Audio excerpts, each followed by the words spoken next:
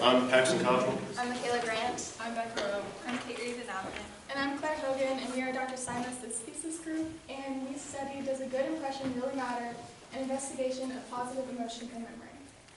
So we wanted to start off our presentation with a short story. I want you to imagine that you're sitting in a coffee shop doing some work when suddenly you hear a commotion at the other end of the room.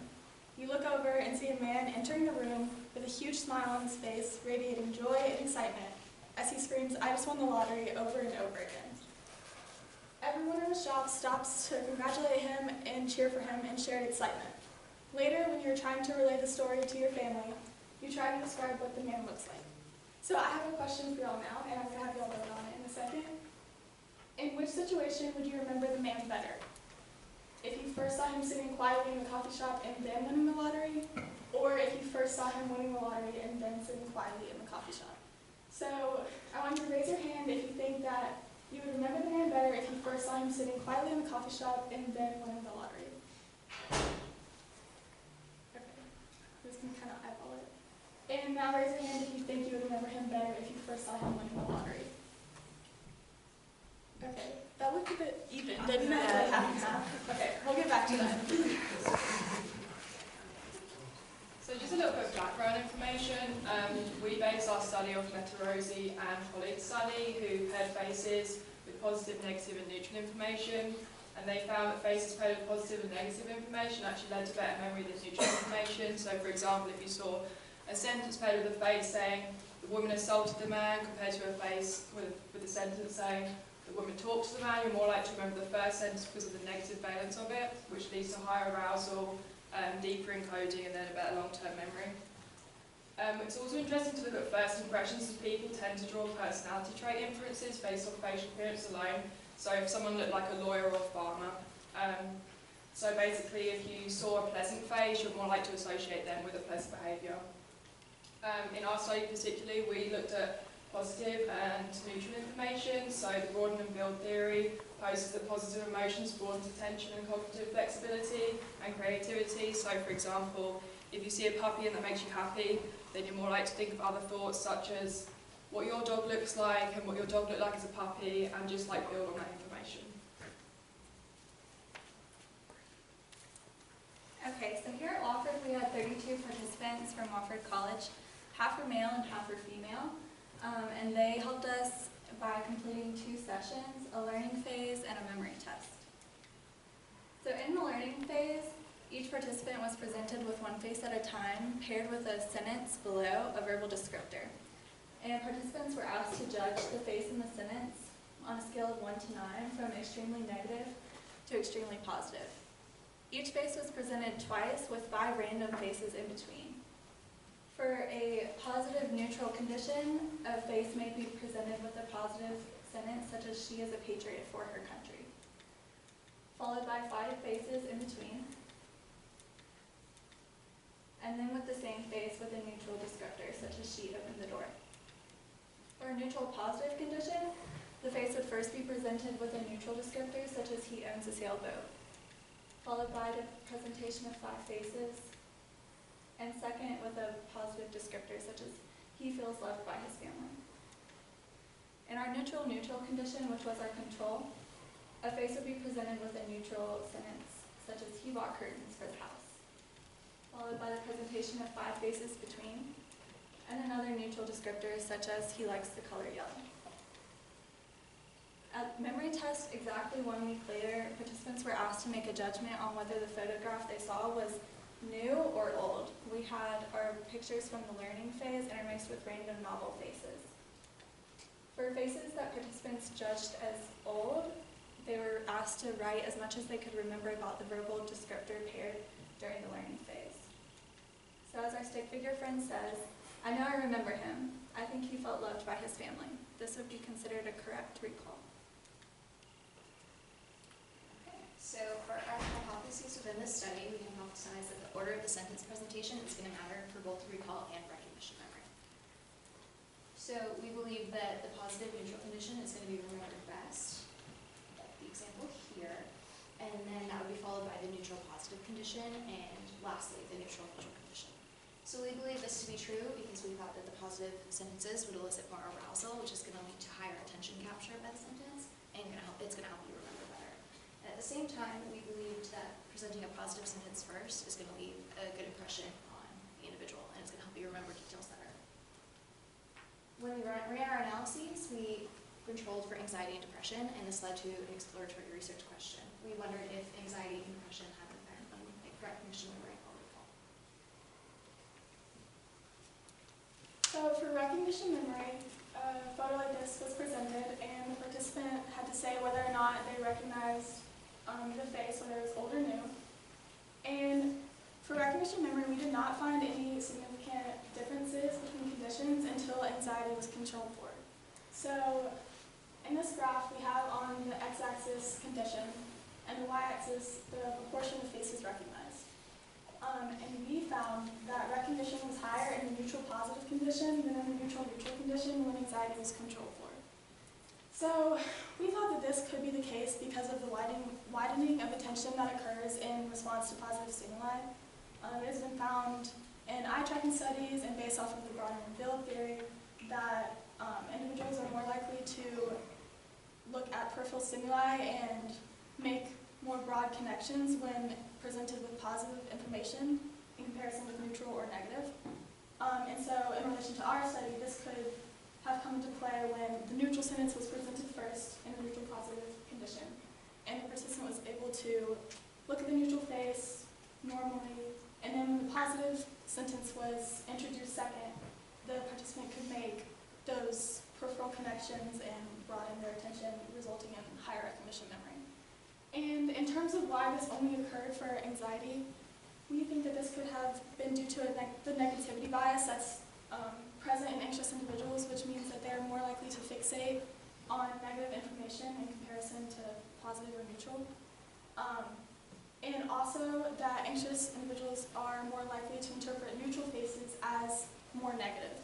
So those two things combined would cause the positive sentence in our study to not be attended to as much, which would cause the effect of broadening and build and widening of attention to not be as strong, resulting in a lower recognition memory proportion. So another very interesting result we found was that when we controlled for depression, when measuring recognition memory, we found a positive correlation between greater depression and better recognition memory. It's actually an extremely surprising result because pretty much all previous literature and research says otherwise. The exact opposite, actually, that typically depressed individuals have worse memory. So what we attributed this to is likely neutral faces being recognized in a negative manner, which is what is seen often in people with depression or depressive tendencies. And so thus, if they attribute them to being negative, then they have more likelihood of remembering them due to that negativity, similar to the negativity bias Clare was talking about. And so as the arrow illustrates here, we use higher Becca depression inventory scale correlates with better recognition memory. Okay, and lastly, for recall memory, we have these results here. On the x-axis, you can see conditions separated by sentence 1 and sentence 2. And on the y-axis, you have recall and percentage. As you can tell, our participants remembered nearly nothing, with the greatest recall being at 0.5%. But it was significant. People did recall the most information about positive sentences presented second. So we hypothesized this both because positive or emotional stimuli is frequently remembered better than neutral stimuli, and also because with sentence 2, you're more familiar with the face already, and so that allows you to focus more on processing the sentence paired with it. And so we just have a few main takeaways to reiterate. First off, the second sentence is remembered better when positive compared to being a neutral sentence. And so we attribute this to both the positive emotional influence and also the recency effect because it was presented afterwards. Also, like I mentioned, we found higher depression scores associated with better recall, and we're actually going to do some further analyses on that to see exactly how much more negative those people that scored higher in depression rated the faces. Going back to the initial question Claire asked, second impressions may be important in influencing memory. So those of you who assume that if you saw the man prior to him winning, the lottery and you just saw him sitting in the coffee shop first, that would be the most likely for you to recall based on the results of our study. A main limitation of our study, as Kate Reed mentioned, we had very poor recall overall. We attributed to interference, which is basically college workload, coursework, studying, everything else that occurred in the week in between our testing.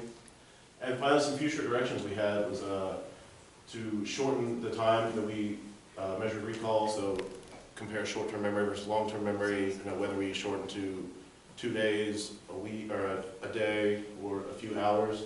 And then also to possibly implement some ERP studies, which would measure brain activity when presented with the faces, just to kind of see what we're activating based on the emotional influence of the face.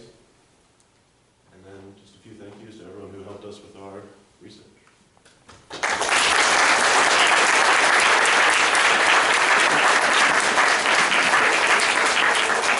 Any questions? No, I'm gonna have to ask one. Of course. I gotta jump in there and figure out something. Do you guys look at false alarms? You know it's my favorite thing to look at. We did not specifically run analyses on false alarms. So the recognition memory is hits only and not false alarms? Yes. Yeah. And with recall, no, did you look at false alarms at all? I'm curious about, because one of the things that oftentimes would happen is that people would remember a positive statement but not remember who said that thing. So you all know that I'm really interested in binding, right? Connecting the face to that statement. So looking at false alarms might give us a chance to see whether or not, so did they kind of just say like, you can say anything you want during recall, or were they kind of limited in what they responded during the recall phase? We actually specifically limited them to trying to recall as close to the initial sentence presented as possible, just because in the prior study in which they used negative, they had a lot of assumptions and biases that they would kind of just recall like, oh, this face made me feel awkward, or this face was creepy to me. And so we just kind of asked them to not say anything if they didn't remember as close to what the initial presentation was. Awesome. We did have some participants that mismatched, so they thought one person said something, or one person was part of the descriptor and it was a different person. Dr. Lefebvre. Oh, good. Okay. So in terms of your depressive symptomatology, what was the range on the BDI? So we actually gave a pre-experiment screening to rule out anyone who was actually clinically scored as depressed on the BDI or the BAI, so depression or anxiety. So we had a threshold that I don't remember what the exact number was. So it's only people that exhibit depressive tendencies, but not actually clinically depressed people. Was it 26? I think it was above 26. Wow, that's high. No, because we know that there's like a hypervigilance that goes with worry, and worry is associated with both anxiety and depression. And so if you have a hypervigilance, you're going to be paying a lot more attention to some of the cues, and so that may be why you're picking up on the anxiety and depression stuff. Just throwing that there. So Dr. Levine and I are on the exact same page with this, because I was going to ask, why did you use the BDI? Why did you choose that as a measure of depression? So we actually mirrored our study based on a previous study last semester in which we just basically flipped negative and positive, and so that was what they used, and so just to stay with continuity, we used that. We also tried to eliminate any effects on memory that we found in previous literature. So we assumed that people with higher depression would have worse memory, so we tried to kind of eliminate those effects, which obviously kind of affects that. So a couple of things with that is like with depression, the memory comes in with like when it's a more chronic state issue, rather than like kind of what Dr. Lefebvre was saying is someone that has this lower thresholds, more of the anxiety component. And then the other part of it is that, you know, Becca developed this measure for clinical use for tracking depression across therapy sessions. And so it may not be tapping into kind of more of the actual syndrome of depression and more of some of these kind of like symptoms that may not accurately reflect the stuff that's going on with the memory stuff in the depression literature. So just a thought with the future stuff is thinking about other measures that may also be helpful. Was there any correlation between gender? Because you mentioned you had 16 women and 16 men, so was there any interesting results between men and women when it came to recall, or was it just you didn't really look for that, it was only between anxiety and depression? So we did find some interesting results with the sex of the faces. Overall, the women were rated to be more positive, and the men were rated to be more negative. But as far as our participants, whether they were male or female, there was no significant results. Any other questions? All right, thank you.